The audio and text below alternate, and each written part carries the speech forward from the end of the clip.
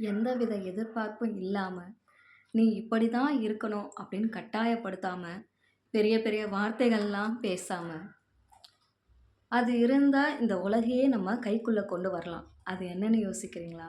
ஆமாங்க. அதுதாங்க அன்பு. நீங்க கெஸ் பண்ணியிருப்பீங்க. நம்ம எத பத்தி பேச போறோம்ன்னு. ஆமாங்க. இன்னைக்கு நம்ம பேச போற தலைப்பு என்ன அப்படின்னு பார்த்தீங்கன்னா, அன்பு.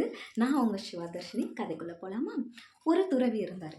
அந்த துறவி சில பொருட்கள்லாம் எடுத்துக்கிட்டு ஒரு மூட்டையா கட்டிக்கிட்டு மலை மேல ஏறுறாரு. அந்த மலை எப்படி இருக்கு அப்படின்னு பார்த்தீங்கன்னா, செங்குத்தா இருக்கு. செங்குத்தா ஏறுறாரு. ஆனா அவர் ஏற ஏற ஏற அவருக்கு ரொம்ப கஷ்டமா இருக்கு அந்த மலை மேல ஏறுறதுக்கு.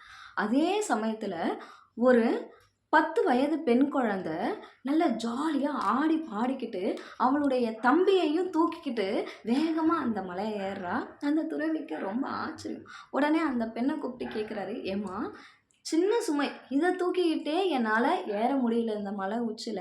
நீ எப்படிம்மா இவ்வளவு எடை இருக்கக்கூடிய உன்னுடைய தம்பிய தூக்கிக்கிட்டு ஏர்ற?" அப்படின்ட்டு. உடனே அந்த பெண் அதுக்கு சிரிச்சுக்கிட்டே பதில் சொல்றதா, "நீங்க சுமக்கிறது சுமையை, நான் சுமக்கிறது என் தம்பியை" அப்படின்னு சொல்லி அத முடிக்கிறான். ஆமாங்க. இந்த உலகத்திலே விலை மதிப்பில்லாதது எது அப்படின்னு பார்த்தீங்கன்னா, அந்த அன்பு மட்டும்தாங்க. அன்பு இல்லாத இடத்துல உறவுகள் உயிரோடு இருந்தாலும் சரி, அங்க உணர்வுகள் இறந்துடுங்க. ஸோ எல்லார் மீதும் அன்பு செலுத்துங்க. நன்றி, வணக்கம்.